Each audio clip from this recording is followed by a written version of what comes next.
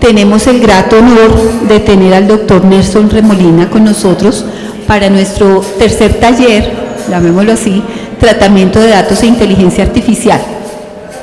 El doctor Remolina es el profesor asociado y director de la Escuela de Posgrados y Educación Continua en la Facultad de Derecho de la Universidad de los Andes. Se desempeñó como superintendente delegado por la protección de datos personales en el periodo 2018 al 2022 de la Superintendencia de Industria y Comercio. Autoridad Colombiana de Protección de Datos, expresidente de la Red Iberoamericana de Protección de Datos. Es abogado y especialista en Derecho Comercial de la Universidad de los Andes, máster en Law de London School of Economics and Political Science y doctor summa cum laude en Ciencias Jurídicas de la Pontificia Universidad Javeriana. Recibió la medalla al Orden de Mérito Académico Javeriano por el sobresaliente desempeño académico durante los estudios del doctorado del 2015. Ganó el Premio Internacional Protección de Datos Personales de Investigación 2014, conferido por la Agencia Española de Protección de Datos, sobre trabajos originales inéditos que traten acerca del derecho a la protección de datos en países iberoamericanos. Autor y coautor de los libros, capítulos de libros, artículos y columnas de opinión sobre tratamiento de datos, personas y ciberespacio, inteligencia artificial, el sandbox regulatorio, en comercio electrónico, alternativas de identificación electrónica, títulos, valores y valores, entre otros. La verdad es una persona con una cualidad de calidad humana fuera de su profesionalismo y experticia en el tema. Bienvenido, doctor Remolina. En este escenario es todo de usted. Muchísimas gracias. Aquí hemos hablado, interactuado. Si alguno tiene pregunta sobre la exposición que está haciendo, levanta la mano y aquí hacemos directamente las preguntas desde que se le anuncien al doctor Remolina o las dejamos al final, dependiendo de las inquietudes y expectativas que tiene el auditorio. Muchas gracias. Bueno, Clara, muchísimas gracias por la invitación. Muy buenas tardes a todas y a todos, ¿cómo están? Bueno, voy a levantar aquí para caminar un poco y conversarles sobre este tema que les traigo para hoy planteado. Esta presentación pues luego la van a tener para que la miren quizás con detalle. En la misma un poco lo que quiero plasmar es algunos mensajes que quizás no son nuevos, pero no dejan de ser, creo, importantes. Por lo menos yo tengo formación jurídica, les hablo desde ese tema, desde lo jurídico, pero también como ciudadano, como persona, porque en estos temas de proyectos de inteligencia artificial, que es el tema de tratamiento de datos, pues finalmente pues todos somos en común seres humanos y aquí hay una gran responsabilidad de lo que hacemos, por ejemplo, en proyectos de inteligencia artificial, porque si se hacen las cosas bien, excelente, pero si de pronto no se hacen bien, seguramente va a generar perjuicios a muchas personas.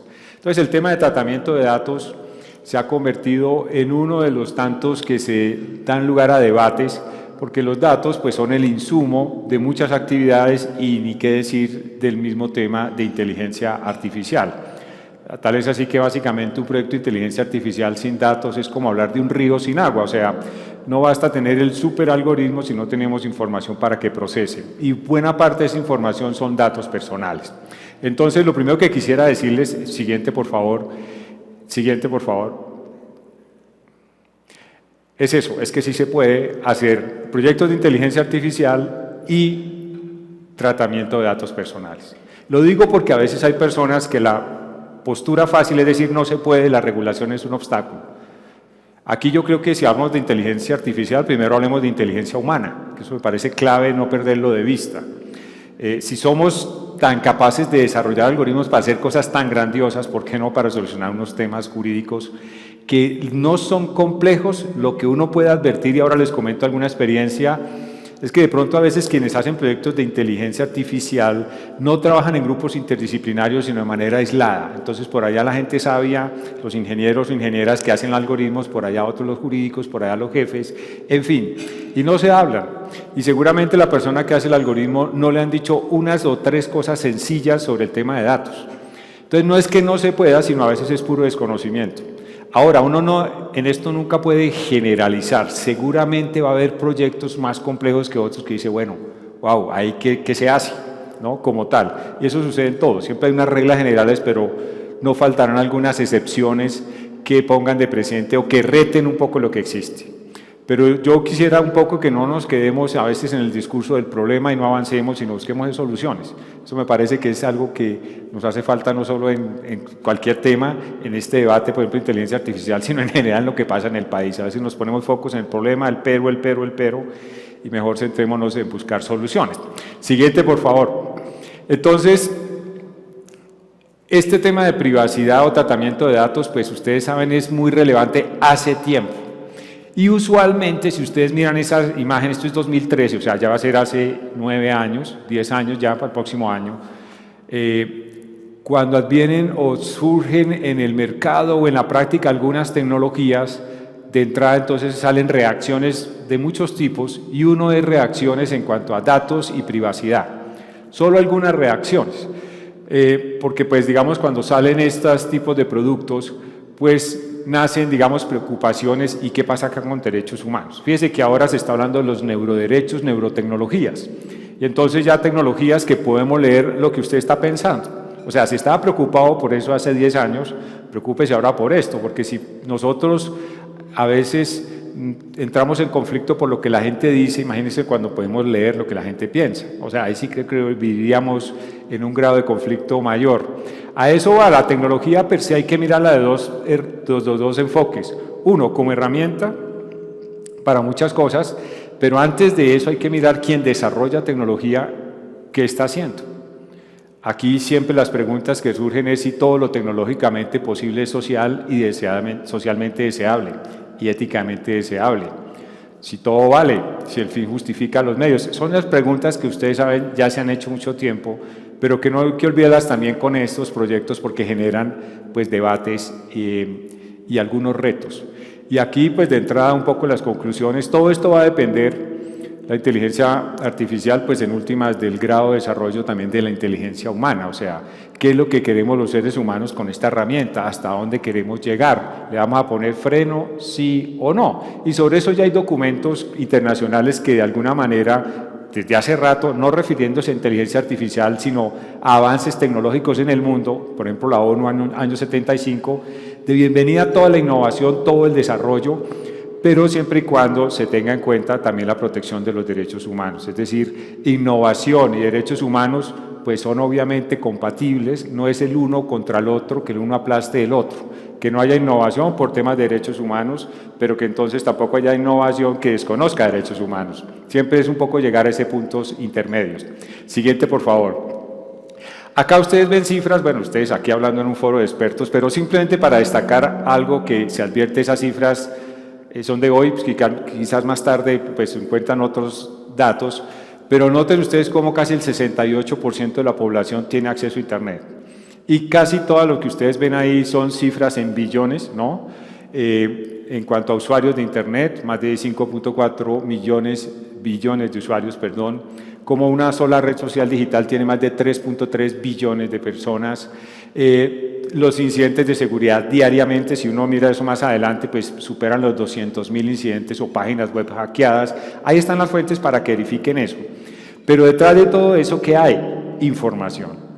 Información. O sea, Internet entre redes, pero lo que circula por las redes, la sangre que va por ahí se llama información, buena parte.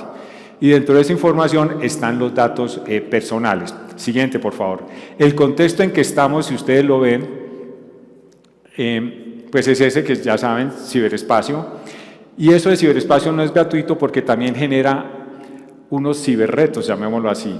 Si las autoridades de un país no dan abasto con proteger derechos dentro de un territorio, piensen ahora fuera del territorio, porque ese es el día a día. Ustedes saben que buena parte de, por ejemplo, fraudes informáticos que suceden en este territorio se originan por alguien de fuera del territorio. Fraudes a veces en consumidor, violaciones a tratamiento de datos muchas veces son por parte de empresas o personas que no están en este territorio. Esos son los retos que se enfrentan las autoridades de cualquier país, pues después de Internet principalmente. Entonces, esto también hay que tener presente que el ciberespacio, pues básicamente su principal activo o se nutre de información, o sea, la información como parte, el insumo fundamental, digamos, de este escenario. Siguiente, por favor. Otro tema para que ustedes tengan presente es, siempre pongo esta gráfica, pero son ejemplos de información de cualquiera de nosotros. Y cómo esa información de pronto para cualquiera de nosotros no es tan relevante, estoy generalizando, nada es en términos absolutos, desde luego, pero en manos de otras personas sí es relevante y saben explotarlo. Hoy en día estamos en la economía del dato, ¿no? Por eso dicen que los datos son la moneda de la economía digital. Y cualquiera de esos datos de pronto aisladamente no digan mucho, pero cuando se fusionan, se interrelacionan, se analizan, pues van a decir seguramente bastantes cosas sobre las personas y nos va a permitir tomar muchas decisiones, fijar políticas públicas, implementarlas, etcétera, etcétera. Siguiente, por favor. Entonces, lo que quiero que tengan presente desde el punto de vista jurídico, y ahí sí hago muy de abogado del tema, es que la información siempre ha existido. No toda información tiene regulación. Hay algunos tipos de información que sí tiene regulación. Antes de los datos, que es lo más reciente por lo menos, pues tenemos, regulación sobre la información contable. Entonces sale el Código de Comercio de Colombia y unos decretos reglamentarios desde hace tiempo y dicen cómo se debe llevar la información contable. O sea, eso es información. Los secretos empresariales en el interior de una organización. Muchas empresas también, otro activo es precisamente esos procedimientos, ese know-how que desarrolla, que por ser secreto es valioso, ¿no? Ese secreto empresarial también es información, buena parte, y también tiene una protección por normas de propiedad industrial. Entonces, a lo que voy es que información existen de muchas categorías. Estos datos pues tienen unas reglas especiales, eso es muy importante y lo coloco ahí, reglas especiales para proteger una información también especial, porque aquí hacer uso indebido de esa información no es solo un tema económico o reputacional, sino un tema que también involucra derechos humanos. Y ahí ese mensaje que coloco ya a las organizaciones en general, pero también al Estado. O sea, con el mismo profesionalismo, celos y rigor con que una empresa protege sus secretos empresariales, haga lo propio con los datos personales de sus clientes, empleados o usuarios. Así de sencillo. A veces uno ve que no es tan intenso el tema, o sea, yo veo a veces colegas en derecho que pues secretos empresariales, bueno, básicamente dicen, no, esta es la mina de oro y crean toda una historia, la importancia y entonces unas cláusulas las más estrictas y protegen, en fin, lo mismo sus marcas y tal, pero no tienen el mismo discurso cuando hablan de los datos de los clientes o los empleados. Y porque si es una información igual de importante, y yo diría también casi que hoy en día podría ser de las más importantes. Lo que pasa es que eso a las empresas casi no les cuesta, a algunas, a otras sí, hay unos costos indirectos. Al ciudadano, pues obviamente, pues dar sus datos, esto es pues dichoso, esto es casi que gratuito que se está dando esta información muchas veces. Y al margen de costos es pues la relevancia que tiene, digamos, en muchas actividades. Siguiente, por favor. Aquí en esta gráfica ustedes pueden observar una que usualmente utilizo, pero es para poner de presente lo que estamos hablando. Solo mirando portadas de revistas, como ustedes lo saben, pues uno advierte de qué estamos hablando. Estamos hablando de una información que hace parte de la identidad digital de cualquiera de nosotros, de sus hijos, de sus sobrinas, sobrinos, como tal. Y eso también el primer mensaje que uno le hace a la gente es cuide su identidad digital, es decir, cuide sus datos. Porque a partir de ellos se están creando perfiles virtuales sobre cualquiera de nosotros y tomando decisiones. Eso no es ilegal per se. Una a veces cuando escucha la palabra perfilamiento, una lo asocia a cosas malas. El perfilamiento viene hace rato, como tal, ¿no? Entonces, y se utiliza para, por ejemplo, publicidad comportamental, que ahorita miramos ese ejemplo. Entonces, tener presente parte de nuestra identidad digital. ¿Por qué planteo eso? Porque mucha de esa información también cada día se utiliza y se procesa y se pasa por algoritmos y de ahí también se sacan perfiles de las personas. Y por eso, pues cada día somos más predecibles como tal. Otro es como un activo importante de una compañía. Si ustedes miran la lista Forbes, ¿quiénes son los 10 personas con más dinero en el mundo? 3 de ellos, sus negocios surgieron después de Internet y viven del dato. motores de búsqueda, comercio electrónico y redes sociales digitales. En menos de 20, 25 años, ¿no? Como tal. Y hay un gran apetito por el dato. Y no crean que las organizaciones o el Estado lo recolecta simplemente para llenar discos duros o gigas o lo que sea, teras de información. No, es porque eso es útil. No están haciendo una labor inútil, no, eso claramente tiene un propósito. El Estado o las entidades. Y eso no es ilegal tampoco. El tema es hacer bien esa tarea. Y otro es también, con principal activo, parte de la identidad digital, una herramienta para toma de decisiones, como tal también tenerlo, por favor, presente, y la columna vertebral de muchos modelos de negocios. Por eso hay tantas discusiones, yo digo, con el tema de la regulación de datos. Es que si esto no fuera importante, nadie se metería en las discusiones. Ahí no estarían las grandes empresas, y no quiero decir que sea legal. Es que detrás de esto hay unos grandes intereses de todo tipo, políticos, económicos, sociales, etcétera, etcétera. Siguiente, por favor. Bueno, ya se adelantó, gracias. Esta es una portada que ustedes seguramente han leído y han revisado de publicidad comportamental, y esto es de hace rato, hace más de 10 años, ¿no? Como tal. Y pues como simplemente, no sé si alguien sepa la historia, pero básicamente a un hogar en Estados Unidos llega una publicidad para mujeres embarazadas. En ese hogar pues hay una niña adolescente que está en el colegio y la publicidad la recibió el papá, y entonces fue a Walmart a reclamarles, bueno, ¿y ustedes por qué envían a mi casa publicidad para mujeres embarazadas? Bueno, anecdótico, pues la niña, bueno, papá, tenemos que hablar. Efectivamente la niña estaba embarazada, pero lo supo primero Walmart que el papá, ¿no? ¿Y cómo? Pues a partir de lo que los likes y lo que buscaba la niña en internet. Y si ustedes miran esto, incluso se puede saber, y perdónenme que ustedes saben más de eso, no solo si está embarazada, sino en qué mes, ¿no? Cada día con más información y más precisión, pues se sabe. No sé si sepan si adivinen el sexo, pero por lo menos el mes. Pero cada vez más esto no es magia, sino es, como ustedes ven esa portada, pues a partir de información, la información que dejamos nosotros como usuarios o que otros colocan. Y como ustedes saben, detrás de eso hay desarrollos de pues, personas brillantes que un poco predicen cosas a partir de información, hábitos y comportamientos. Y ese es el día a día, por eso somos más predecibles cada vez más, porque hay más información, se analiza cada vez más sofisticados los temas para hacerlo. Entonces miren ustedes cómo esto es valioso, o sea, esto es muy determinante, y no solo en lo comercial, ustedes saben en temas de salud pública también, como buena información, con buenas alertas ha ayudado en algunos casos a fijar una mejor política pública, por ejemplo, para cuando la persona empieza a dar gripa como tal. Ahora con la pandemia de COVID, pues sí, también ayudó la información para algunas cosas como tal rápidamente. Bueno, pasemos a lo siguiente como tal.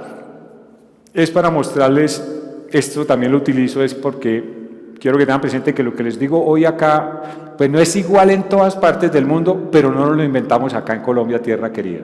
Esto es un fruto de labor de armonización internacional. Y miren algo que les voy a hacer más énfasis adelante. Esto viene por lo menos desde 1980, pero hay normas anteriores. Pero desde el punto de vista de armonización internacional, la Organización para la Cooperación y el Desarrollo, la OCDE, o sea, donde están las economías más importantes del mundo. O sea, un club muy sofisticado de países como tal, ahí no está todo el mundo, ¿no? Y desde esa época, 1980, ya había una necesidad de fijar reglas para que haya entre países circulación transfronteriza de datos, pero a su vez que se protegiera un derecho cuando es su intimidad, y después protección de datos. Ojo que esto no es intimidad. Yo he escuchado gente diciendo que esto es intimidad. No. Esa es una visión muy corta, muy sesgada, muy pobre, yo diría. Eso era en los años 80. Esto ya es un derecho autónomo e independiente como tal. Esto no es solo intimidad. Ustedes han escuchado casos de cómo han capturado a una persona 20 veces porque no actualizan las bases de datos de los sistemas, o las bases de datos, digamos, de las entidades que se encargan de fiscalía, policía como tal. T310 de 2003, léanlo, ¿no? Un caso, un ciudadano que es capturado porque estuvo involucrado en un accidente de tránsito, liberan orden de captura, esta persona concilia con la persona afectada, listo, se extingue la acción penal y un juez ordena cancelar esa orden de captura. Desde la orden del juez hasta que llegó a la Corte Constitucional pasaron 4 años. Y esa persona, mientras tanto, fue capturada 20 veces. Entonces ahí no hay nada de derecho a la intimidad, diría yo, sino libertad personal, buen nombre de una persona, como tal. Entonces no es un tema solo de intimidad, y en ese caso llegó, eso es anecdótico, no quiere decir que sea la regla general, pero que pasa, pasa. Y le hacen esa sentencia porque parece otro guión de Gabriel García Márquez lo que le pasó a ese ciudadano. Realmente era anecdótico, y ahí entre autoridades y todos, ping-pong con el ciudadano, y mientras tanto esa persona era capturada, léalo, 20 veces, a veces lo capturaban los mismos agentes de policía. Le decía, qué pena, pero la orden está, usted está en el sistema, la orden está ahí. Y nadie borraba hasta que llegó a la corte. Llegó a la corte, ahí sí borraron, pero la corte decidió, mírenlo, simplemente lo traigo a colación, es cómo esto, si no se maneja bien, afecta a derechos de las personas, como tal. Pero OCDE 1980, a la fecha, se ha desarrollado, entre otras, pues, unos principios del debido tratamiento de datos personales. Estos son estándares internacionales, eso que ustedes ven ahí, ¿correcto? Estándares internacionales. Ahora miramos algunos, pero quizás el que quisiera hoy trabajar más con ustedes es dos. Uno, responsabilidad demostrada o accountability. Y dos, privacidad del diseño y por defecto. Creo que esos son temas que alguien que está trabajando acá debería conocerlos y aplicarlos en su día a día como tal. Entonces, esto viene desde OCDE 1980 y destaco la Comunidad Andina de Naciones, la CAN, este año. No sé si alguien aquí trabaja en comunicaciones, pero la CAN, Comunidad Andina de Naciones, actualizó el Estatuto de Consumidor en la Comunidad Andina sobre comunicaciones, y ahí entró un capítulo de protección de datos personales.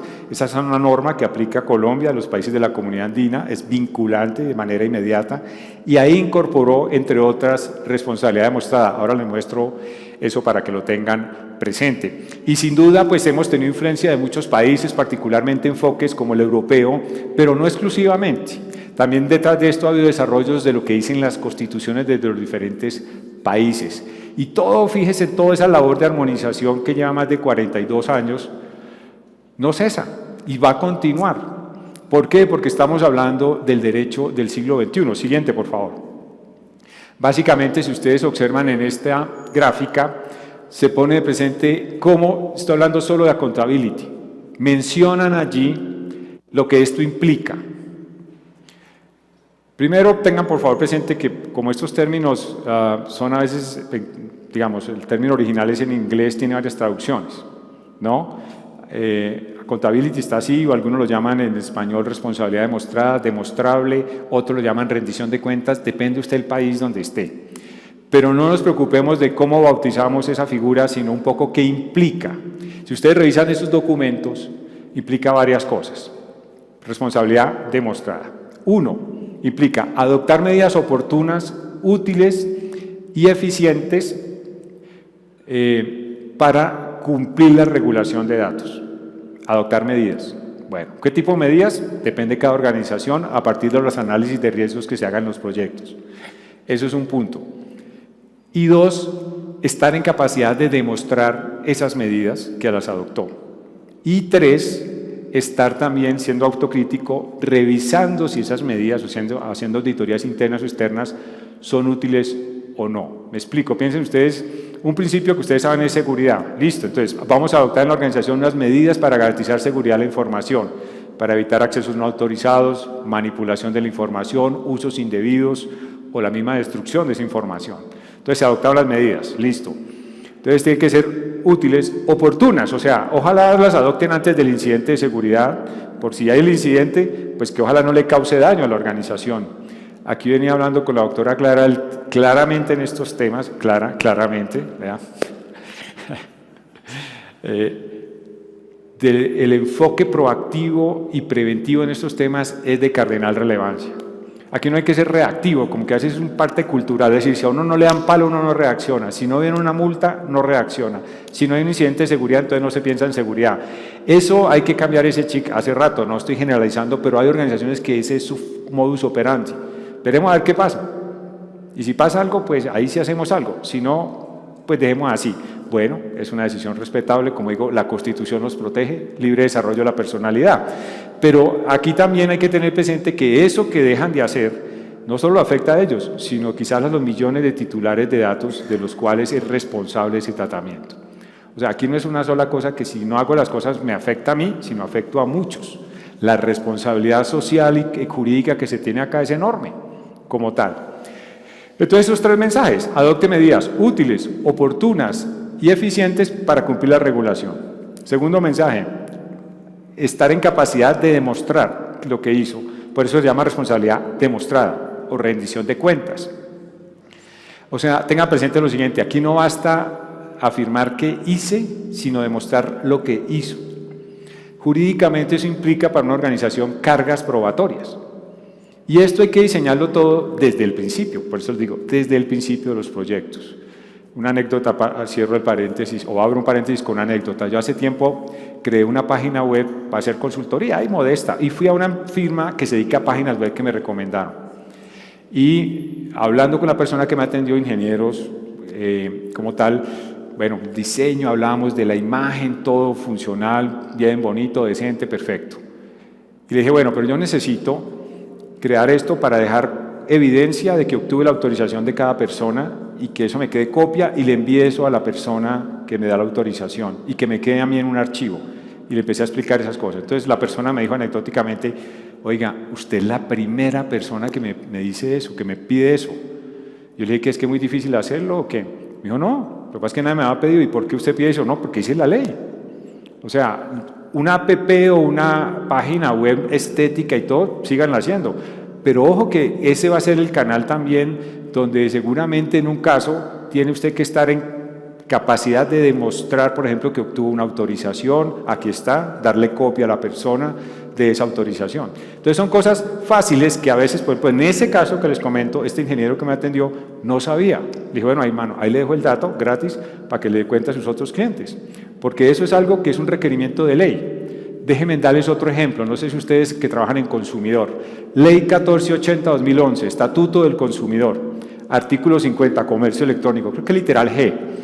Dice que la empresa que vende en comercio electrónico, esto no es datos, comercio electrónico, debe tener archivo de varias cosas y entre otras, y archivo y prueba de, entre otras, el negocio que se realizó, y dice, y entre otras, plena prueba del consumidor.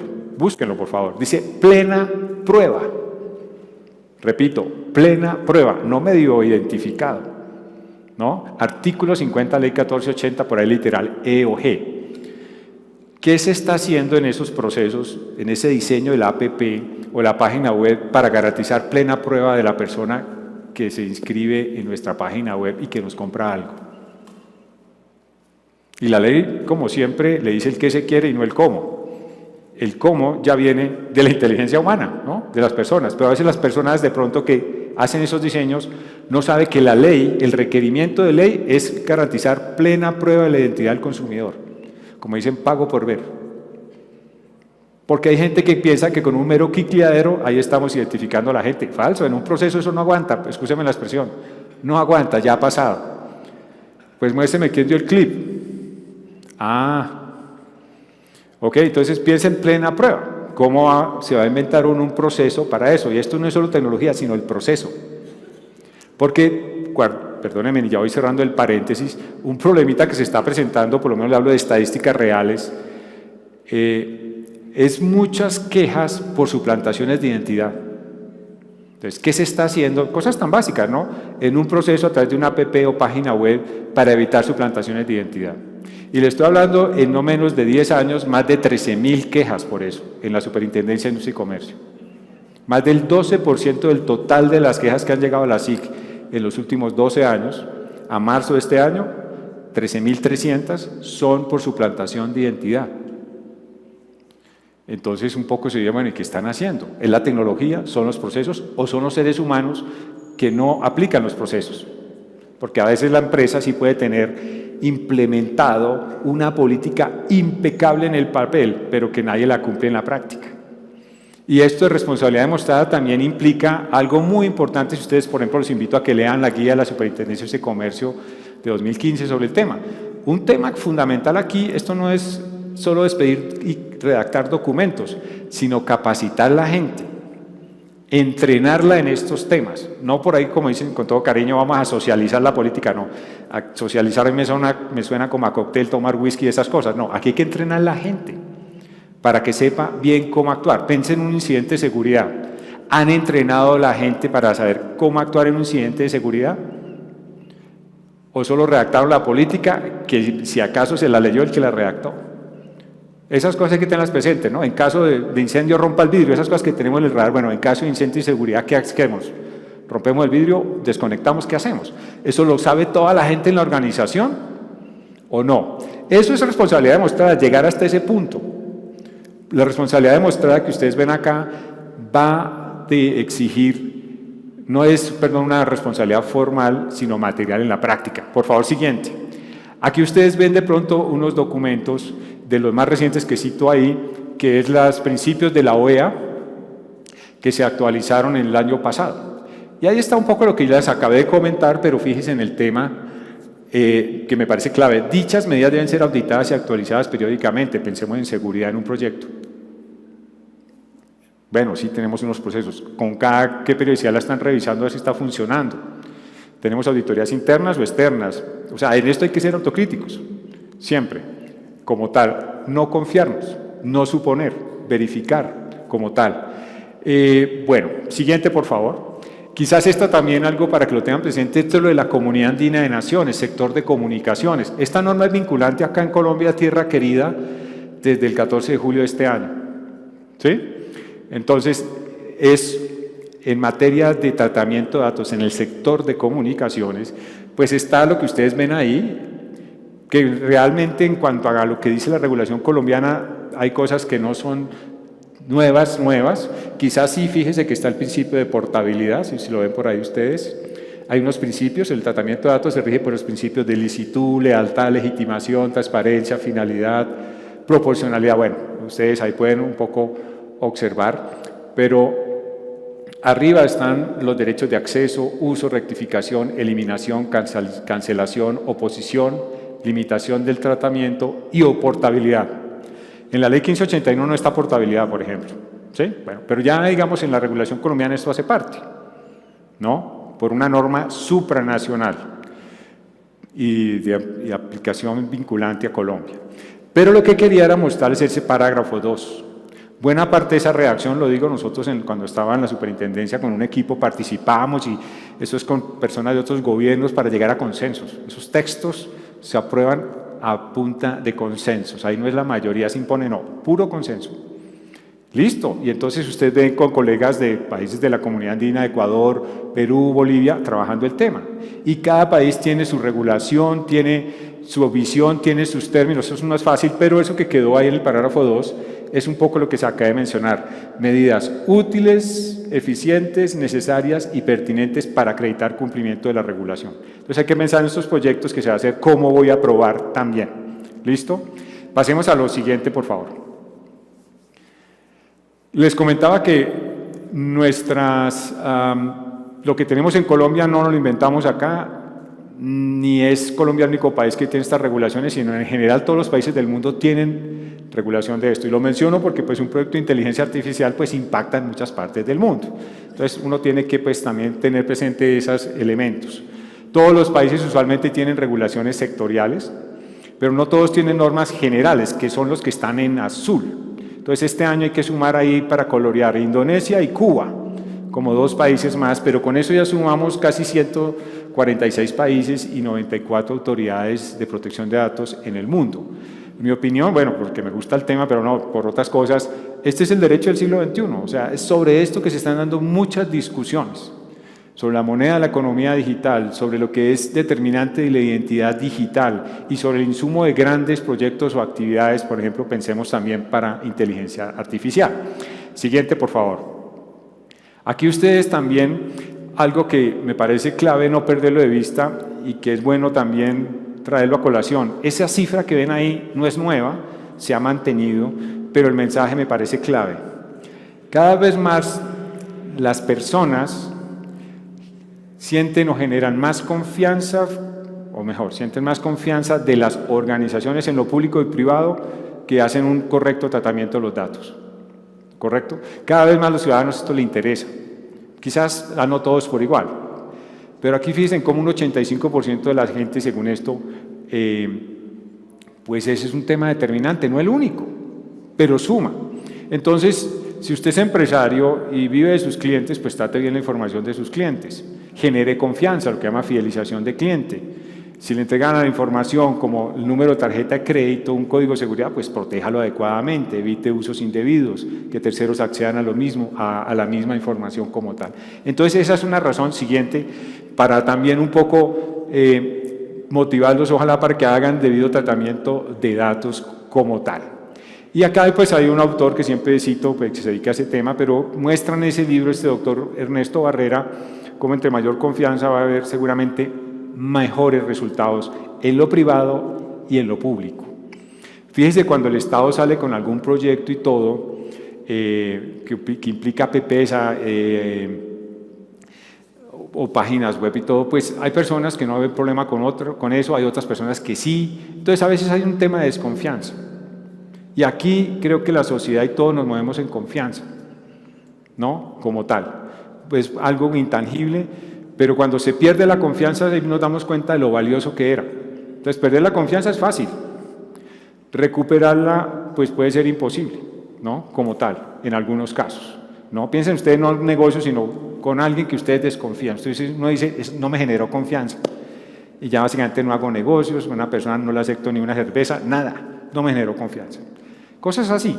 Bueno, esto también tiene que ver con algo muy importante en las organizaciones, en lo público y en lo privado. Siguiente, y es el tema reputacional de una organización. Eso es otro activo muy, muy importante. Y pasa con el buen nombre de las personas. Siguiente, por favor. Lo que les estoy comentando. Perderlo es sencillo, recuperarlo pues a veces también es complejo, imposible en algunos casos.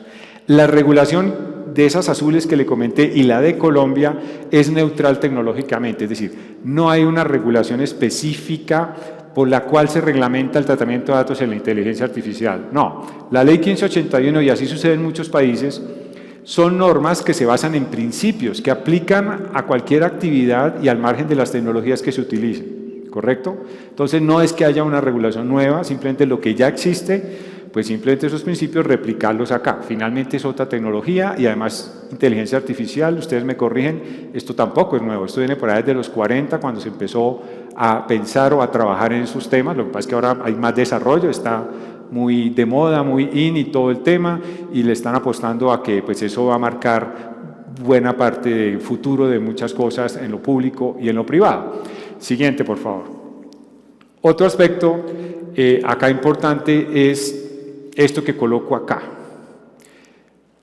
Realmente quien diseña temas de proyecto artificial es un ser humano. Y ese ser humano debe ser muy responsable porque si hace bien las cosas, qué bueno, pero si no las hace bien, va a generar muchos problemas a la sociedad y afectar muchos derechos de otras personas. Esto es fundamental, por favor, tener presente cuando se hagan estas actividades, que si no se hace correctamente va a afectar millones de personas. Es así de sencillo. Entonces la carga de responsabilidad que tiene una persona acá es alta, como tal. Bueno, por favor, sigamos. Siguiente. Ahí hay una gráfica que me parece, no sé, ustedes ya la han visto, pero también es el tema de asumir responsabilidad por los errores. Entonces allá, ¿quién ama la inteligencia artificial? Todos, ¿no? ¿Quiénes un poco estarían en capacidad de cumplir el tema de inteligencia artificial y ética? Bueno, no todos, según eso. ¿Y quiénes asumirían responsabilidad por la falla en los algoritmos? ¿No? Entonces, cuando viene el tema, todo el mundo, o algunos, pues no es mi responsabilidad, El problema es que se están generando daños. Y mientras surtimos esos debates de responsabilidad, ya hay gente que quedó afectada. Por eso el enfoque preventivo es fundamental siempre acá. Ahí como un poco lo menciono, pues este tema de la ética y el correcto tratamiento de datos en inteligencia artificial debería ser parte del ADN de cualquier proyecto. Estas son cosas, pues como ustedes saben, muy de sentido común, que no sobra, digamos, estarlas repitiendo. Por favor, siguiente. Acá un escándalo que ustedes conocen, muy famoso, el de Cambridge Analytica, y pues ahí se puso de presente nuevamente el tema ético. ¿No? No es la primera vez, de pronto es la más reciente o quizás las de más impacto por el tema político, campañas electorales, el Brexit, muchas cosas, campañas electorales en otros países. y además porque se descubrió y salió en público. Hay muchas cosas que no se descubren, nunca sale en público. Entonces el tema ético acá es fundamental, o sea, yo tuve oportunidad, bueno, de trabajar, digamos, 3 años y medio en el sector público como autoridad de datos. Mire, quien quiera hacer las cosas mal, hacer trampa, lo puede hacer. Y de pronto nunca los pillan y no pasa nada. No solo en datos, sino en cualquier otro tema. El que quiere ser delincuente también seguramente puede hacerlo y de pronto nunca lo pillen, nunca lo capturen y no le pasó nada. ¿No? Ahora, ¿eso es correcto? ¿Eso es éticamente correcto? ¿Eso es lo que queremos? ¿Sí o no? Acá, insisto, el tema de la responsabilidad es enorme, el tema ético. Ahí planteaban un poco, siguiente, cómo pues lo de el aspecto, por favor, siguiente. Ético es muy relevante, a tal punto que los invito a que consulten estos 2 documentos que les dejo ahí de tarea. Uno, es una declaración 2018 de cuando se llamaba la Conferencia Internacional de Autoridades de Protección de Datos y Privacidad, hoy es GPA o Global Privacy Assembly. Pero esa de allá, la primera, que se ve ustedes ahí pueden dar el link si quieren, esa declaración de ética y protección de datos en proyectos de inteligencia artificial. O sea, ese fue uno de los temas centrales de esa conferencia del año 2018. Y luego, en 2020, de hecho, si ustedes ven, uno de los coautores fue la Superintendencia de Comercio, la Autoridad Colombiana de Protección de Datos, con la Autoridad de Hong Kong, alemana y el Reino Unido. Fueron como los promotores de ese documento. Estos no son documentos vinculantes, pero son parte de lo que llaman el soft law, buenas prácticas, y son mensajes que están enviando las autoridades de protección de datos del mundo a quienes desarrollan este tipo de actividades. Uno, no perder en el radar y siempre tenerlo muy, muy centrado, casi como parte del corazón del proyecto ético, la ética. Y 2, esta segunda, esa accountability en el tema de adoptar medidas para cumplir adecuadamente estas normas. Pero va un poco más allá, ahora miramos algunas recomendaciones, porque también habla de transparencia en los proyectos de inteligencia artificial, de la explicabilidad de los algoritmos, que esos proyectos no brillen por su opacidad, sino por su transparencia, que las personas afectadas se les explique por qué esa decisión se tomó como tal y no que sea un secreto allá de quien se inventó el algoritmo. Ojo que esto, recalco, aquí hay un interés público porque ese proyecto afecta derechos o compromete derechos de millones de personas. Siguiente. Esto es un documental que ustedes vieron, no sé si lo vieron, no, bien, entonces me remito a ese documental. Ustedes saben que quienes hablaron son personas que han trabajado en estas empresas y pues un poco el tema ético se pone de presente. El tema de la monetización de los datos tampoco es ilegal, simplemente es que no todo vale, no todo vale. Y muchas veces el tema está en la parte ética, pero ahí se habla de manipulación de seres humanos. Y de hecho creo que nosotros somos cada día objetivo de manipulación, o sea, si usted se pone todos los días a leer todo lo que sale en redes y además cree lo que sale en redes, o los WhatsApps que le mandan las tías, los tíos, las mamitas y los papitos, pues enloquece, porque usted encuentra de todo. ¿Y usted qué hay? Estamos en la sociedad de la información, pero tenemos una crisis de calidad de la información, no sabemos si la información es veraz e imparcial, no sabemos eso. Pero esto también pone presente el tema de ético, y los diseñadores, personas manipulando con tecnología a otras personas. ¿No? Preguntas como para tenerlo presente. Por favor, siguiente. Acá, pues también otros libros, pero un poco para rescatar lo que se ha mencionado ya. Quien crea el algoritmo, esto no es la primera vez que se dice, pues tiene un gran poder. Y ustedes saben que como se diseña un sistema, básicamente se vuelve de más cumplimiento en la práctica que cualquier ley. Así quedó, a uno le dicen, ¿pero por qué? El sistema. Todo es el sistema, no, qué pena, la persona que diseñó el sistema. Entonces, ojo con eso, recalco la responsabilidad de los que están creando, elaborando esos proyectos o financiándolos, porque pues aquí la idea es que si no se hace bien para cosas buenas, pues seguramente van a generar unos resultados no deseables, nefastos, en costos de derechos humanos, sociales, políticos y económicos, etcétera, etcétera. Siguiente, por favor. Bueno, pasemos, por favor, porque ya un poco eso ya lo comenté, a la siguiente gráfica. En Colombia, ya hablando de casos reales, o sea, pasemos de la teoría a un poco práctica. Aquí quiero comentarles algo que se hizo en la Superintendencia de Comercio. Bueno, yo estuve en ese momento a cargo de eso, pero en Colombia hace rato se habla de inteligencia artificial, hace rato. Pero empezó a surgir en esa época el debate de inteligencia artificial y datos y tal. Bueno, entonces dijimos, bueno, organicemos una reunión, invitamos a muchos actores de la sociedad, representantes de ONGs, universidades, científicos, empresas, firmas de abogados, ustedes los ven ahí. Entonces, logramos en esa reunión conversar con 36 personas, empresas también que hacen estos proyectos como tal. Una reunión informal, ¿ok? Pero conversando a veces se pueden llegar a buenas cosas como tal. Al final de esas reuniones, para que esto no quedara un poco en como vacío, no se hizo nada, no se concluyó nada, porque es difícil en una reunión llegar a conclusiones sobre muchos aspectos. Acá era un poco, bueno, ¿qué se hace o qué debería hacerse respecto del tema de tratamiento de datos en proyectos de inteligencia artificial? Y pues surgieron muchas ideas. Entonces, al final, para concretar eso, hicimos una encuesta. Por favor, siguiente. Estos son los resultados de la encuesta que se hizo ahí, a esas 36 personas. Esto es marzo de 2019. Pero un poco, fíjese, ahí es la pregunta que se hizo. ¿Qué nivel de prioridad le daría usted a las siguientes recomendaciones dirigidas a los creadores de sistemas de inteligencia artificial? Pensando esto en tema de datos. ¿Sí? El primero fue 32% implementar procedimientos de responsabilidad demostrada accountability, un poco lo que les venía comentando. El segundo, efectuar estudios de impacto de privacidad para establecer los riesgos de cada proyecto y definir las estrategias para mitigarlas. Tercero, garantizar la calidad de la información. Y así, crear mecanismos para asegurar que las decisiones automatizadas sean fiables, imparciales, pertinentes y certeras. Gran reto, como tal.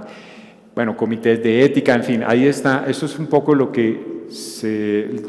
resultados de esa encuesta. Entonces, ahí daba algunos lineamientos, pero por lo menos la mayoría concertaba o estaba de acuerdo en dos cosas, o por lo menos le daría prioridad a esos dos elementos, accountability y privacidad del diseño y por defecto, como tal, que es muy relevante. Siguiente, con esa información, lo que se hizo posteriormente fue también un sandbox.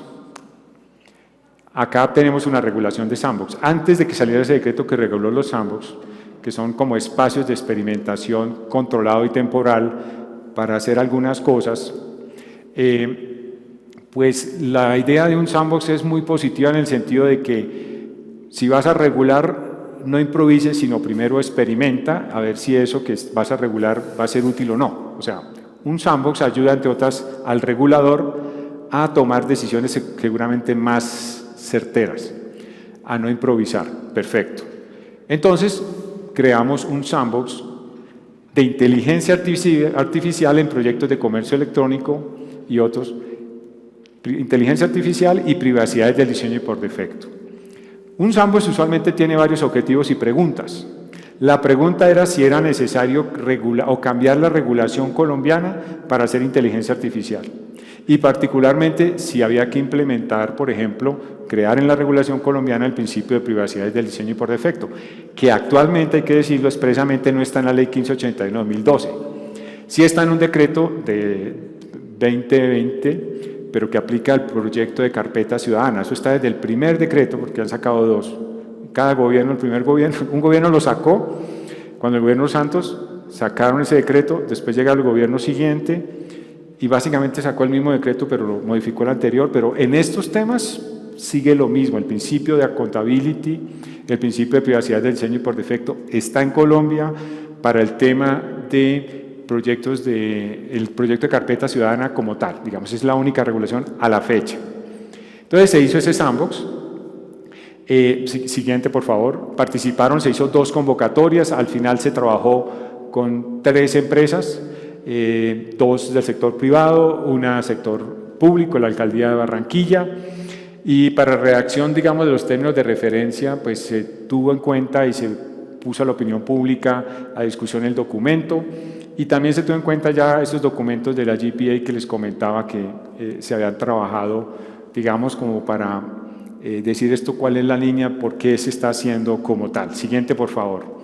La propuesta, digamos, de proyecto de esa convocatoria, ese sandbox, también fue sometida a discusión y ahí están ustedes los actores, entidades, organizaciones que muy amablemente tomaron tiempo, porque eso es tiempo, de dar opiniones, ¿correcto? Y luego esas opiniones, de esos 17 intervinientes, también ciudadanos, expertos de otros países, autoridades de otros países, empresas pues, muy importantes desde luego, participaron ya en las observaciones, se redactó el texto y se hizo la convocatoria. Bueno, siguiente por favor. Bueno, ahí está en esencia ese documento, hay un micrositio donde ustedes pueden consultarlo, pero un poco era qué se quería con ese proyecto y las condiciones para participar. Perfecto, por favor, siguiente.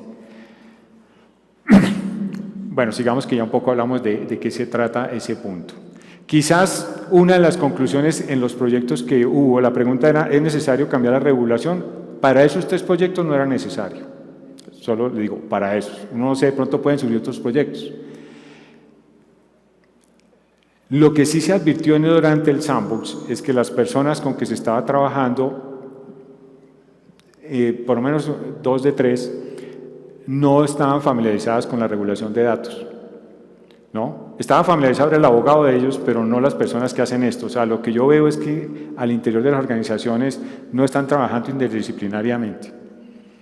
Entonces, estas cosas uno les pregunta, ¿pero eso se puede hacer? ¿Es fácil? Sí. Vuelvo al tema del señor creador de la página web en su momento. Es que yo no sabía, ¿no? Entonces, hay cosas que si se hacen bien desde el diseño, no van a ser muy complejas, no son complejas.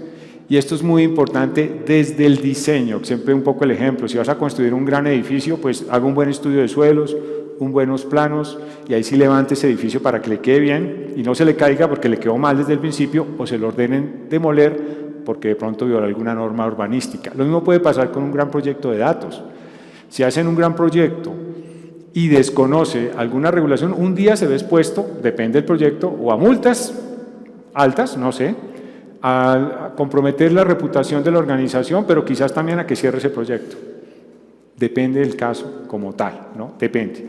Pero son riesgos y cada organización mira cómo los asume. Pero también un poco del aporte que se hizo en Colombia, también ese trabajo se ha llevado fuera del país y se trabajó con la Red Iberoamericana de Protección de Datos. Les recomiendo esas 2 guías.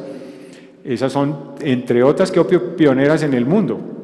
No de inteligencia artificial, sino de tratamiento de datos e inteligencia artificial, porque inteligencia artificial ya hay otros temas, pero de datos e inteligencia artificial, esta es de junio de 2019, fue aprobada en México como tal, y se hicieron 2, unas generales y unas especiales, ¿no? Estas, cuando digo especiales, es ya pautas concretas para la implementación de esos proyectos, de esos principios en proyectos de inteligencia artificial, para que lo tengan presente.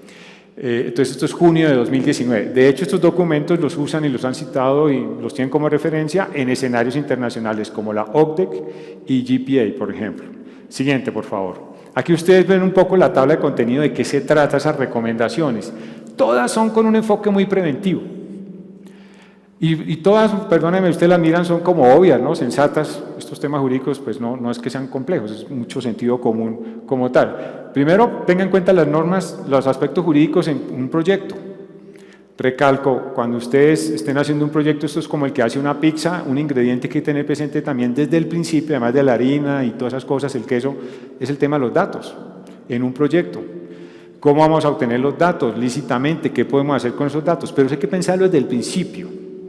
Lo que a veces se observa es que ya hicieron el proyecto, toda la cosa, y después se dieron cuenta del tema de los datos. ¿Qué hicimos? Nos faltó esto. Bueno, les faltó la otra parte. Lo que les digo, un proyecto de inteligencia artificial sin datos es como un río sin agua. Entonces, ahí ambos son importantes. Pero no solo obtener datos, sino la calidad de los datos. Y ahora miramos eso que, si ustedes ven, una de las cosas que está en la recomendación es la número 7, es asegurar la calidad de los datos personales. Pues imagínense ustedes el algoritmo más sofisticado que procesa información que no es de calidad, que es desactualizada, que no es veraz. ¿Cuáles son los datos de salida o los resultados que va a generar eso? ¿No? Como tal. Y el segundo tema que ustedes ven que tiene que ver con privacidad del diseño y por defecto es efectuar estudios de impacto de privacidad. Pero insisto, eso es como el estudio de suelos de un edificio, guardadas las proporciones. para ser conscientes de lo que hay que hacer, de lo que queremos hacer, los riesgos que asumimos y cómo mitigarlos. Es así de sencillo, no tiene mayor ciencia, suena muy, pienso yo, de sentido común. Incorporar desde el diseño la ética, la seguridad y otros temas, también, bueno, muy importante. Materializar el principio de responsabilidad demostrada que ya les comenté. Adoptar medidas para garantizar los principios, respetar los derechos de los titulares, asegurar la calidad de la información, utilizar herramientas de anonimización hasta donde sean necesarios. Esas son, digamos, las recomendaciones como tal. Voy a pasar siguiente y ahorita hacemos énfasis en unas cosas. Aquí ustedes también pueden observar, esta es una gráfica tomada de un libro, un artículo del profesor Jamie Cano, que seguramente ustedes conocen, y otro profesor que olvido de la Universidad del Rosario en su momento, en un paper que hicieron, y la gráfica me pareció chévere y de eso, tanto que está en esa guía, eso fue una gráfica exportada para explicar algo sencillo, por lo menos muy sencillo, que a veces se olvida, o por lo menos para un abogado no la tenía tan clara. El tema de la calidad de la información en cuanto a los datos de entrada que sean veraces, ¿no?, actualizados, para que cuando se procese por el algoritmo, pues las decisiones de salida también sean acertadas. O sea que el problema del proyecto no es el algoritmo, sino la calidad de la información, datos personales, pero igual el problema está afectando o va a afectar derechos de personas. Era un poco eso, temas que por lo menos en cuanto a datos, claro, hay otros temas que en la programación de si hay los famosos sesgos o no, fallas técnicas, vulnerabilidades en materia de seguridad que se puedan presentar, etcétera, etcétera. Pero quería traer a colación esta gráfica principalmente, aunque dice muchas cosas, se utilizó fue por el tema de la calidad de los datos de entrada. ¿Por qué traigo a colación eso? También según cifras de la Superintendencia de Industria y Comercio, en 12 años, no en proyectos de inteligencia artificial, pero en 12 años las quejas, digamos casi 113.000, 116.000 quejas, el 90% de esas quejas es por la ley 1266 de 2008, que es la que tiene que ver con reportes de personas a centrales de información financiera. Bueno, cuando miran las estadísticas de por qué se quejan los ciudadanos, el 75% argumenta que hay unas fallas de calidad de la información, es decir, no es veraz, no es imparcial o la información no ha sido actualizada, o sea, fallas en calidad de la información. Entonces piense usted en un proyecto de inteligencia artificial donde los datos de entrada, ese insumo no es de calidad. Eso es como hacer un jugo de naranja con una naranja podrida, básicamente, ¿sí? ¿A qué les va a saber el jugo? Bueno, aquí pues no es jugo, pero también los datos de salida van a afectar, insisto, y recalco eso, muchas veces lo he dicho, a personas. Y eso hay que tener en eso mucha responsabilidad al hacerlo. Siguiente, por favor. Ya voy terminando, esto es una gráfica de algo que ustedes conocen, lo de los estudios de impacto y privacidad. Esto es una buena práctica que se ha recomendado hace rato en esos documentos que vimos en un slide anterior, pero que su enfoque es netamente preventivo y es ser conscientes cuando estemos haciendo un proyecto, todo lo que involucra la recolección, uso de datos de las personas. Si partimos que los datos son un insumo importante para el proyecto, pues esa parte del proyecto hay que abordarla desde el comienzo del mismo, no después. No después, que a veces es lo que yo veo que por ahí están fallando las organizaciones. Algunas, todo lo que digo por favor es en términos relativos, como tal. Pero en esencia se trata de ser conscientes de, bueno, este proyecto ¿qué involucra en cuanto a datos? ¿Qué tipo de datos vamos a recolectar? ¿Menores de edad? ¿Mayores de edad? ¿Qué riesgos asumimos de seguridad, por ejemplo? ¿O riesgos de uso indebido? ¿Con qué frecuencia esos riesgos podrían realmente materializarse en nuestra organización? ¿Qué medidas vamos a tomar para mitigar esos riesgos y evitar que ojalá no suceda? Pensemos, por ejemplo, en regulación de datos. Hay un delito en Colombia y en otros países, pero en Colombia los invito, si quieren no se lean la ley 1581 de 2012, pero sí léanse la ley 1273 de 2009 y busquen un delito que se llama violación de datos personales. Porque ahí sí dice que el que sin estar facultado haga más de 13 conductas y en una dice emplear, usar datos personales contenidos en bases, ficheros o archivos. Esa persona que está haciendo eso podría estar también en un estudio de impacto de privacidad. Dentro de los riesgos, también los riesgos de naturaleza penal. Esos son los más altos, desde luego. Y ustedes saben que yo nunca he visto una persona jurídica en una cárcel, ¿no? Sino personas de carne y hueso. Entonces, ojo con esos temas.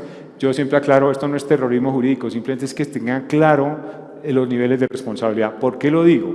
porque cuando hay el problema, ahí sí le salen todas las leyes a mirar si usted estaba cumpliendo o no, y a mirar su capacidad de profesionalismo y diligencia que tuvo o no allí. Por favor, siguiente.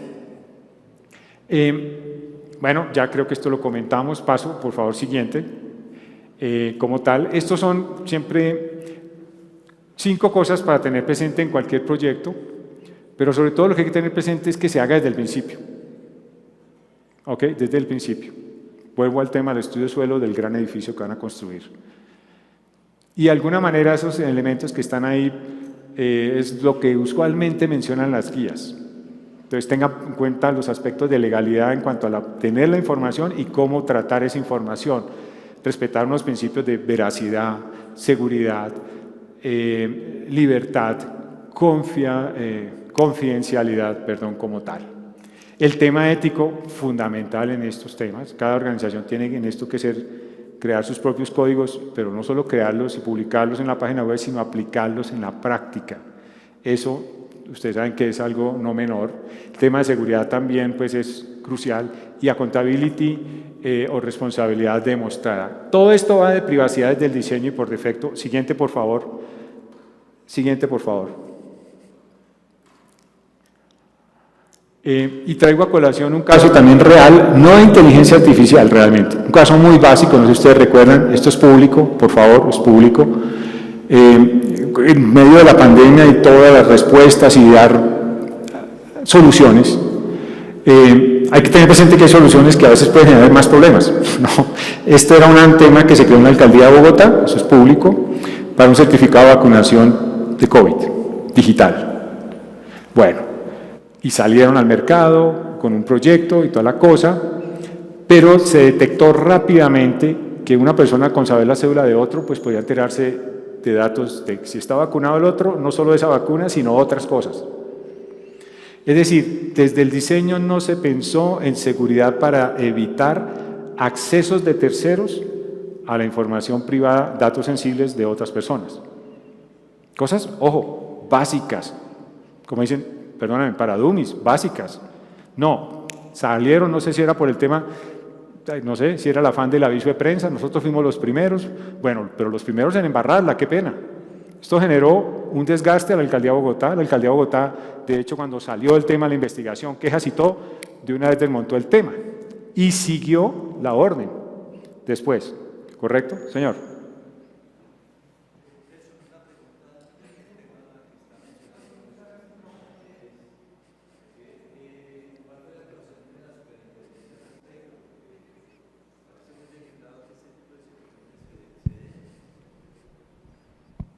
Sí. Bueno, Antonio, gracias Antonio por la pregunta.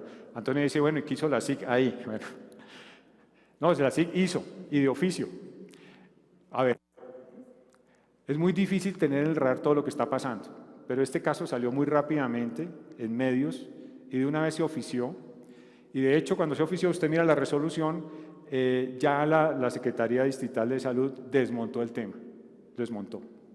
¿Y qué hizo la SIC? Igual la SIC, primero la SIC no puede multar a una entidad pública. Multar a una entidad pública es multar a todos los ciudadanos que pagan impuestos porque se paga la multa con la platica de los impuestos, ¿cierto?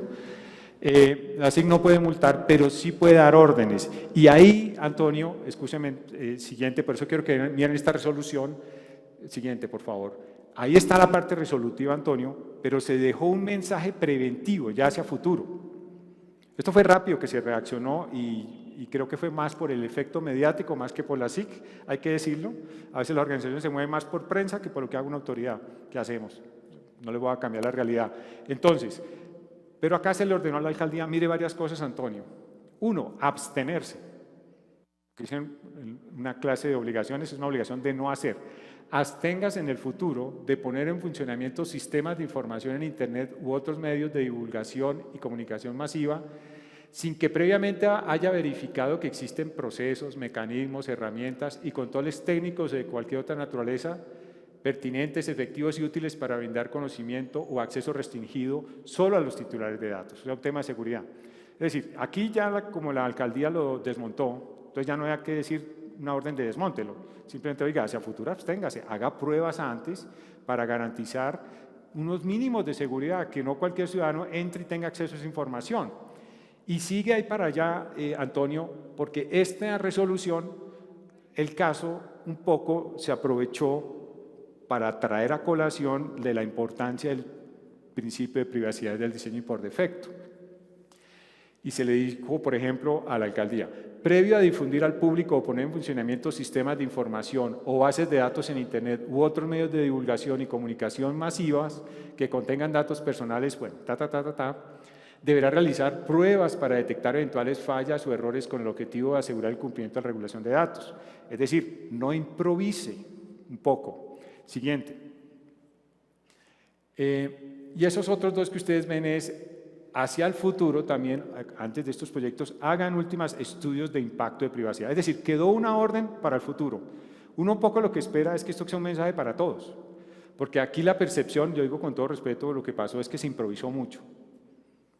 Pero con cosas básicas. Yo no sé quién hizo eso, quién lo diseñó, pero ahí rápidamente las personas de computación forense, el error quedó claro, la falla de que cualquier persona con la cédula otra entraba y tenía acceso a eso. O sea, ese mínimo de cosas que pues uno hasta abogado como que las capta ya, no se tuvo en cuenta en ese proyecto. No sé si fue por salir de afán o qué, pero bueno. Y ahí se dijo, deberán hacia el futuro también adoptar medidas preventivas de diversa naturaleza, las ustedes ven ahí, tecnológicas, organizacionales, humanas, procedimentales, con el objeto de evitar indebidos tratamientos de datos o fallas de seguridad que permitan, entre otras, accesos indebidos o no autorizados a información personal de otros. Entonces fue lo que se hizo ahí, Antonio.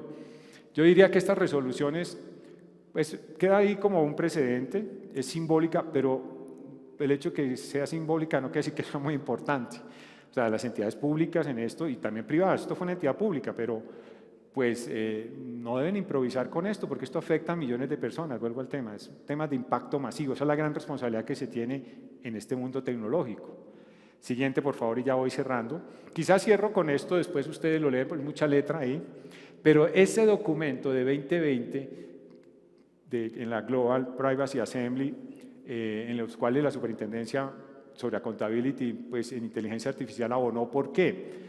Bueno, Colombia en Latinoamérica es pionero en estos temas y creo que incluso en el mundo, o sea, nosotros accountability o responsabilidad demostrada está desde 2013, por lo menos en la regulación, y se ha avanzado bastante, hay 2 guías, etcétera, etcétera, cosas que no tienen otros países.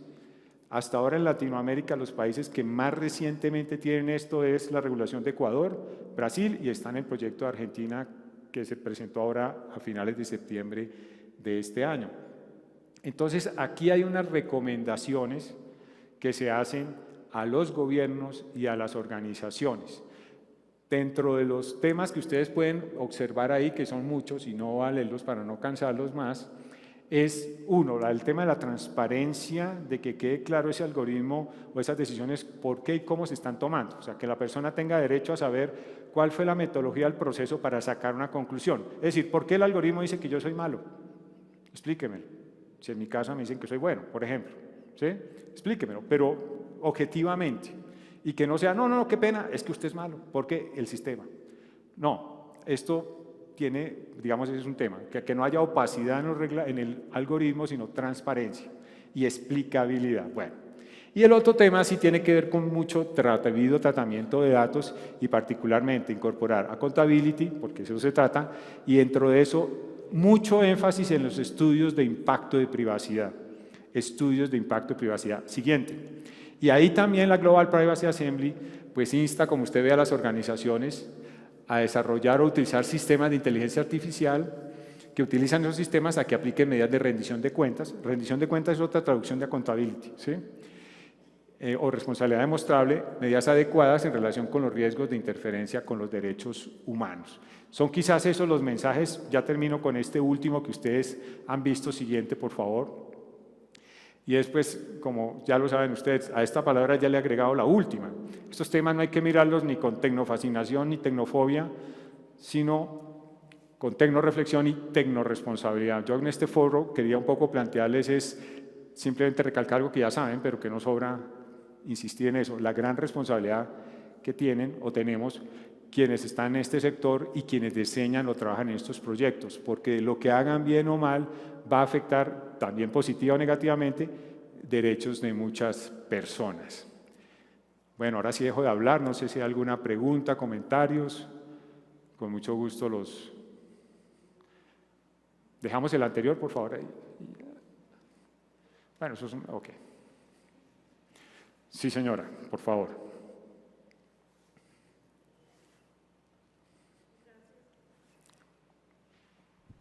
Gracias, doctor. Quería preguntarle sobre la investigación que abrió la SIC en contra de Facebook relacionado a la gran cantidad de información que se filtró de los datos personales de millones de usuarios, más o menos 533 millones a nivel mundial, y que de esos 533, más o menos 17 millones se tiene la información de que eran de Colombia. La SIC abrió investigación en contra de Facebook después de advertirle que aumentara los niveles de seguridad sobre el tratamiento de los datos personales de los usuarios colombianos. No sé si usted tenga conocimiento cuál fue el fin de esa investigación o si todavía se encuentra en curso. Gracias. Bueno, gracias por la pregunta. Sí, efectivamente la SIC en su momento, en 2019, le dio una orden a Facebook Inc. con ocasión del caso de Cambridge Analytica. Una cosa que ustedes muy bien saben, lo que pasa en Internet en una parte del mundo afecta a personas de todas partes del mundo. En el caso de Cambridge Analytica, pues un poco lo que miramos es cuántos usuarios colombianos hay en esa época, o había, escúcheme, 31 millones.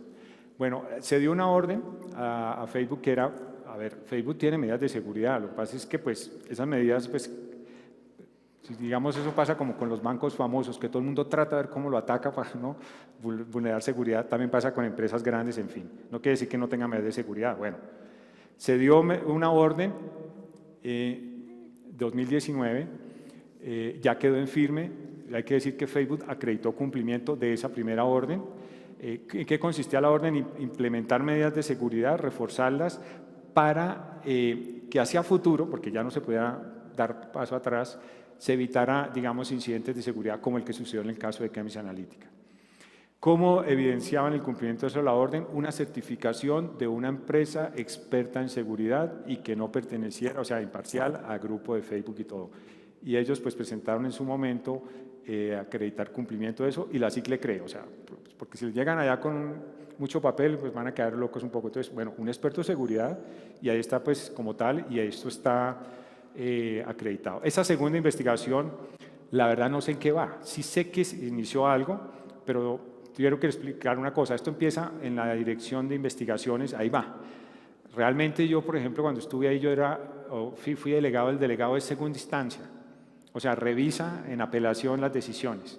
Entonces, no sé en este momento, honestamente, si ya se tomó una decisión como tal. No sé. Entonces, la respuesta es esa, ¿no? Sobre lo que usted me pregunta.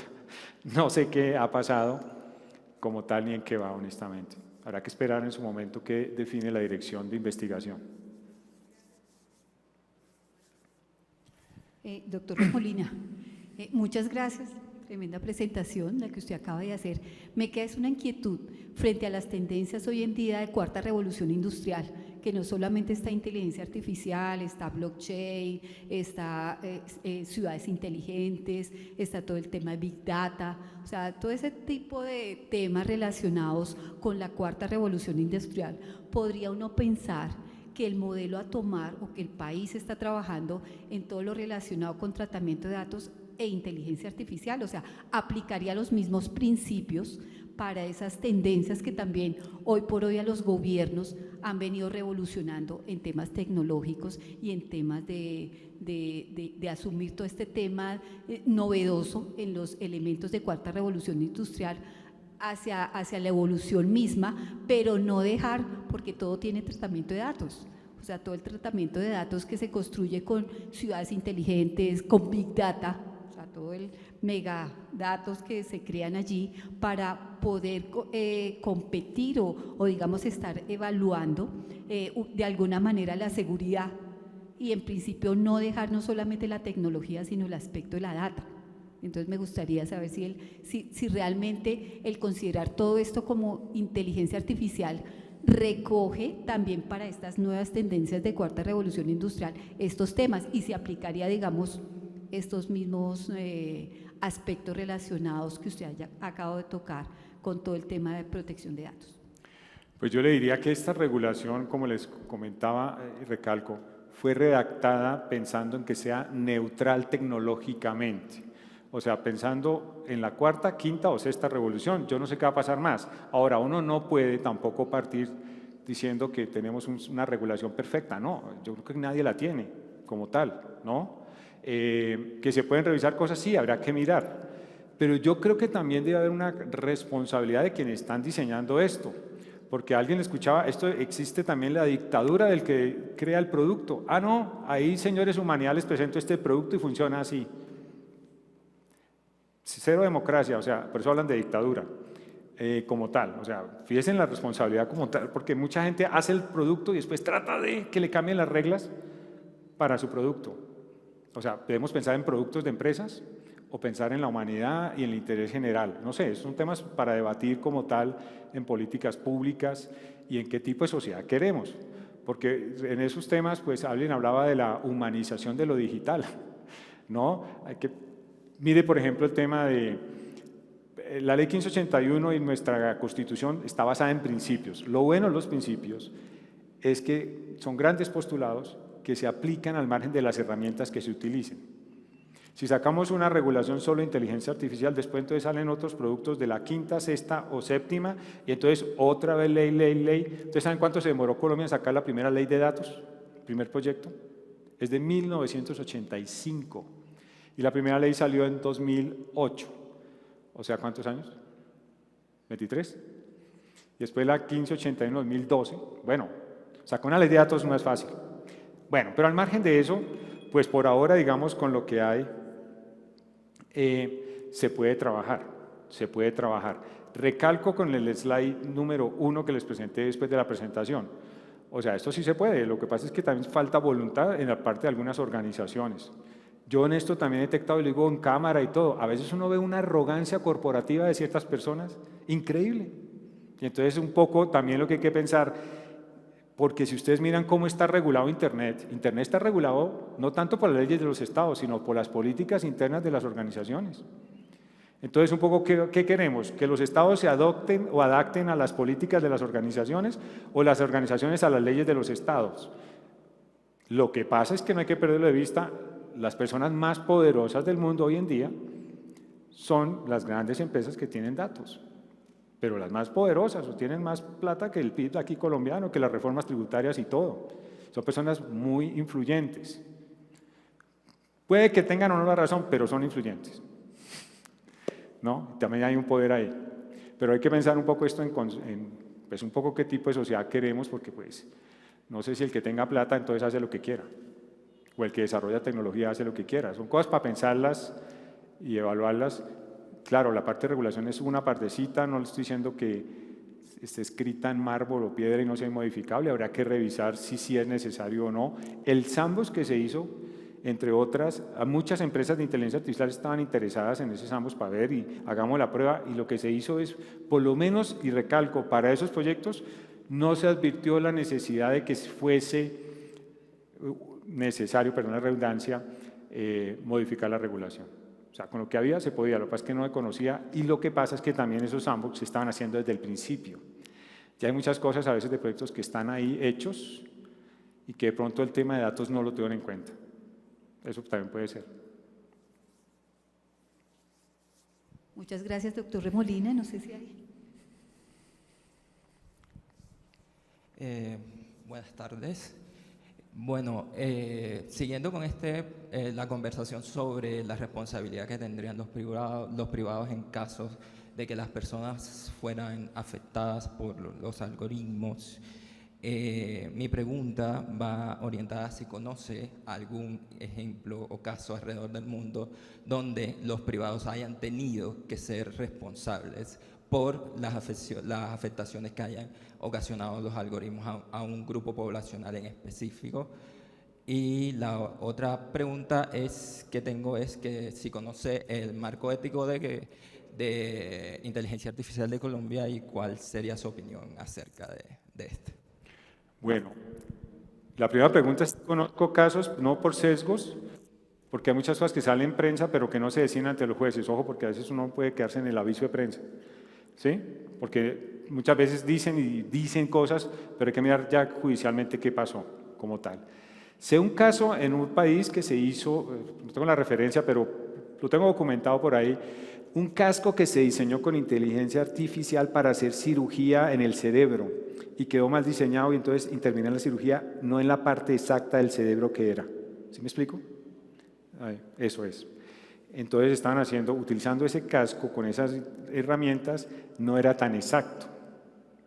Entonces por ahí hay un tema de responsabilidad de las personas que fueron objeto de cirugía con esos cascos y que la cirugía no salió bien. Eso es que conozca. He escuchado temas de sesgos también, pero no conozco en los casos las decisiones, porque muchos temas ahorita están, escúcheme si alguien los conoce, pues para compartirlos. Es que yo hasta un momento le hice seguimiento, después ya no más. Bueno, pues uno cambia, pero sí muchos temas están en tribunales para tomar decisiones. Entonces siempre colocan el caso de todos estos carros que ahora pues manejan inteligentemente solos. ¿Qué pasa cuando hay un accidente y todas las cosas? Bueno, entonces van a mirar todo. La teoría siempre de responsabilidad en general es, ¿se causó un daño? Sí. ¿Hubo un hecho generador? Sí. ¿Existe nexo causal entre ese hecho generador y ese daño? Sí. Hay que mirar cuál fue el hecho generador. ¿Fue el diseño del algoritmo? ¿Fue la data? ¿Qué otra cosa fue? Porque puede haber una cascada, escúcheme, ya hablo peor, cascada de hechos generadores como tal. Pero sé que, recuerdo el caso de ese casco que sí llegó a tribunales y ya se decidió en temas, fíjese, ya muy sofisticados en temas de salud como tal. Y los otros seguramente están por decirse, pero ahí sí le digo que los últimos años no he vuelto a mirar esos temas como tal. Y si conozco el marco de ética de acá que hizo el Gobierno Nacional, sí, en su momento nosotros también participamos, lo miramos, lo leímos como tal, pero que va de la mano con los estándares de GPA como tal, que es un documento previo como tal. O sea, el mensaje en últimas es ética, ¿no? Y en últimas ética, yo no soy experto en ética, pero ¿estamos haciendo lo correcto, sí o no? Y usted sabe que eso tiene su relatividad, porque también hay muchas influencias morales de diferente naturaleza que impactan en lo que para una persona es correcto y para otra quizás no es tan correcto. Y siempre hay gente dispuesta a mover la línea, ustedes saben eso, ¿no? Sí, yo hice esa pregunta principalmente porque ese marco a mí me resulta un marco muy favorecedor a las empresas privadas y no tan defensor de los derechos de los ciudadanos o de los usuarios finales de las inteligencias artificiales. Y por eso también quería saber un poco su opinión, porque si estuvo en la discusión, quería también saber como que de alguien que estuvo en esa discusión, qué fue, por qué terminó siendo el marco de esa manera. Bueno, primero ese marco, pues como ustedes saben, es un paper que hizo un consultor contratado por el gobierno, ¿no? Que consultó a varias personas, llegaron varios sistemas. Bueno, listo. No es vinculante, no es vinculante. Entonces, yo lo que le veo de bueno, o sea, no le puedo decir que sea perfecto, es que por lo menos coloca el tema en el radar para cuando hay proyectos de inteligencia artificial. Y también le diría una reflexión, o sea, al margen de si uno le parece bueno o no, es, mire, solo sacar documentos y leyes no soluciona el tema. O sea, ya tenemos una ley, ahora como dicen, ahora cumplámosla en la práctica, que es como lo que falta, y ahí eso de que falta cumplir cosas tiene que ver mucho con lo ético, porque como les comentaba en la reflexión, quien quiere hacer daño sin que nadie se dé cuenta y sin asumir ninguna responsabilidad lo puede hacer, pues sí, no les estoy dando ideas, obviamente, ¿no? Pero sí tener presente que eso es una realidad, o sea, una autoridad de datos, yo en su momento, ¿cómo hace para saber todo lo que está pasando en esas grandes empresas de tecnología? Ahí nos enteramos de algunas cosas por el documental de Social Dilemma, por ahí, ¿no? Pero hay muchas cosas que no se saben. Y eso allá en el fondo es ético. Entonces, lo de la ética no es nuevo, obviamente, ¿no? Pero que se haya puesto en el radar, por lo menos es un buen punto, pero eso va de la mano, no lo inventaron en Colombia, va de la mano con otros movimientos. Quizás ese documento 2018, pues, si usted lo ve, no es tampoco tan estricto en vías como los mensajes, son documentos cortos, con grandes conclusiones, más que, por ejemplo, una crítica a ese paper es que es muy extenso para mí, ¿no? Entonces es muy extenso. Entonces da pereza leerlo, perdóneme. ¿no? Uno de profesor diciendo que da pereza leer, por favor, delete eso, pero básicamente hay que pensar en documentos que le llegue a la gente con unos resúmenes, unos mensajes muy claves y punto, porque nos podemos enredar en la teoría, pero lo que queremos es que las cosas funcionen en la práctica. Es lo que podría decirte, por lo menos como yo veo el tema. ¿Aló? Sí, claro. Dale. Yo tengo una pregunta un poco básica en el sentido de que me parece importante que quienes estamos aquí presentes y quienes están conectados virtualmente entiendan exactamente cuándo uno debe acudir a la Superintendencia de Industria y Comercio, cuáles son los requisitos mínimos para uno decir, oiga, yo me siento afectado y qué debo hacer y cómo procedo, de tal manera que actúen ustedes en defensa de esos derechos de los ciudadanos. Y una segunda pregunta es, también relacionada es, ¿le debo tener miedo a las sanciones que me imponga la superintendencia? ¿Son sanciones de tipo penal o son sanciones de carácter económico? Porque puede ser más costoso resolver un problema relacionado con la protección de datos personales, entonces cierro la empresa porque no tengo cómo pagar toda esa cantidad de abogados o ingenieros para que me ayuden a resolver el problema porque no estoy preparado para eso, entonces me veo obligado a cerrar la empresa y cero negocios con el sector privado, con los ciudadanos, nada. Bueno, entonces le respondo, aclaro que yo ya no estoy en la SIC, ¿no? Hace 6 meses estoy en la academia, pero le puedo responder las preguntas. Primero, el ciudadano, ¿qué debe hacer para ejercer su derecho? Primero, o sea, un prerequisito para que no se lo devuelvan y para que no pierdan tiempo. Primero, presenten su queja ante el responsable del tratamiento. Para ver si le responde, tiene 15 días para responder una queja. Si no le responden o es extemporáneo o no está de acuerdo con la respuesta, ahí se acude a la SIC para que verifique la SIC si hubo alguna irregularidad. Ese es como primer punto, como recomendación, es decir, todas estas cosas toman tiempo, pero no pierdan tiempo yendo directamente a la SIC, porque la SIC le va a decir que primero, según el artículo 14, la 1581, tienes que ir al responsable. Entonces, como eso es un punto para tener presente. Ahora, Antonio, una cosa muy importante. La superintendencia cada vez recibe más quejas sobre temas de datos.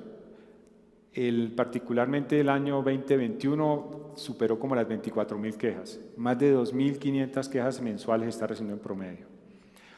Toda queja implica una actuación administrativa que en promedio puede estar entre 4 y 6 meses. Que eso es mucho tiempo para un ciudadano, pero también hay que observar debido proceso, hay unas limitaciones de recursos, bueno. Pero una cosa también que se creó ahí, Antonio, que no sé si conozcan, que les diría que hagan uso de eso en su caso, desde 2019 se creó SIC Facilita para temas de datos personales. ¿Y qué es SIC Facilita? Una plataforma que ya eso se utilizaba para temas de consumidor, para que los ciudadanos acudan ahí a solucionar directamente con quien vulneró sus derechos eventualmente y con alguien en presencia de la SIC, todo tecnológico, todo tecnológico. ¿Qué ha pasado con SIC Facilita, Antonio? Desde 2019 a marzo de este año, me acuerdo porque me tocó hacer informe de gestión, resultados, sumas y cifras, más o menos ya se han presentado 10.000 solicitudes, 10.000. Casi el 80% solucionaron de común acuerdo las partes en promedio en menos de 20 días. Entonces, SIC Facilita mostró ser, a la fecha, un mecanismo expedito, gratuito y útil para los ciudadanos. Y creo que también para las empresas, porque una empresa también se ve desgastada con una actuación administrativa, pagar abogados y todas esas cosas. Entonces, digamos, les recomiendo, miren lo de SIC Facilita. Inicialmente se creó para casos de suplantación de identidad, ahora aplica para otros temas. Y es un tema voluntario, pero ahí están las cifras que me parece importante que lo tengan, digamos, no lo pierdan de vista. Ahora, yo también podría decirle que es muy difícil para cualquier autoridad en cualquier derecho responder tan oportunamente como lo espera el ciudadano y con los resultados que quisieran los ciudadanos, porque también un proceso va a depender de las pruebas, del acervo probatorio, de muchas cosas. Pero puedo darle unas cifras estadísticas, Antonio, a propósito de eso.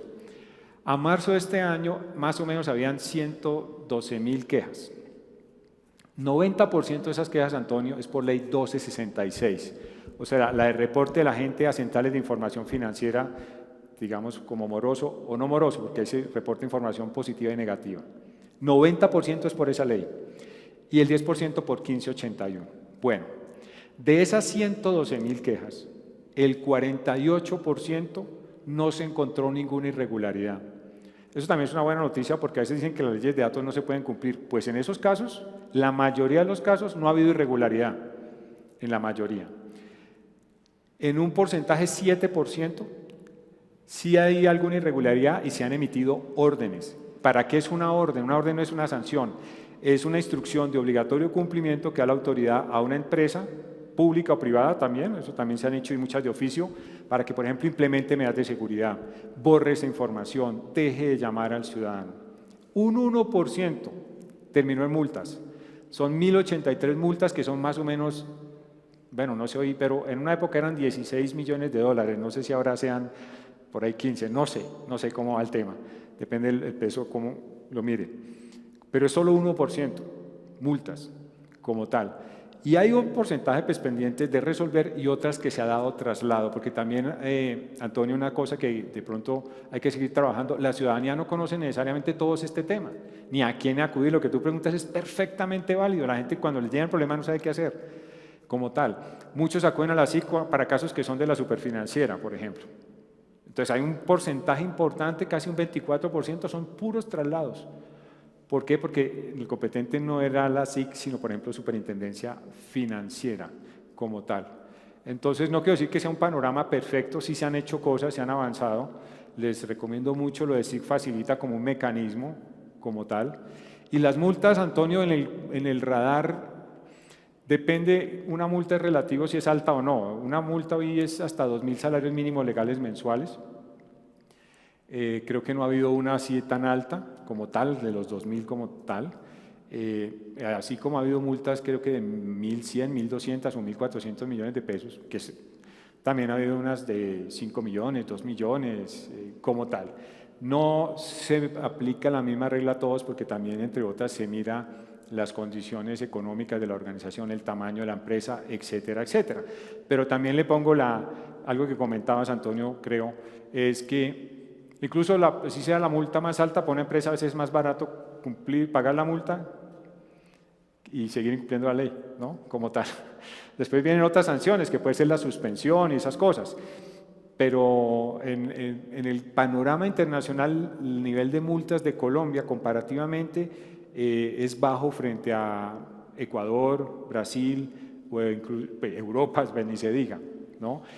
Quizás ahorita uno de los países que es más bajo de pronto es Argentina y en el proyecto de ley eso lo están actualizando el tema de las multas. La multa tiene un efecto netamente disuasivo, la idea es eso, que ojalá no haya lugar para empezar a multar, ojalá que no, porque en últimas, y con eso cierro el comentario, la mejor forma de proteger un derecho es evitar su vulneración. Entonces ojalá que la regulación, esa parte disuasiva, ojalá funcionara para que no hubiese o no se presentasen vulneraciones de derechos de las personas. Bueno, muchas gracias a todos, doctor Remolina. Todo un... Gracias. De verdad,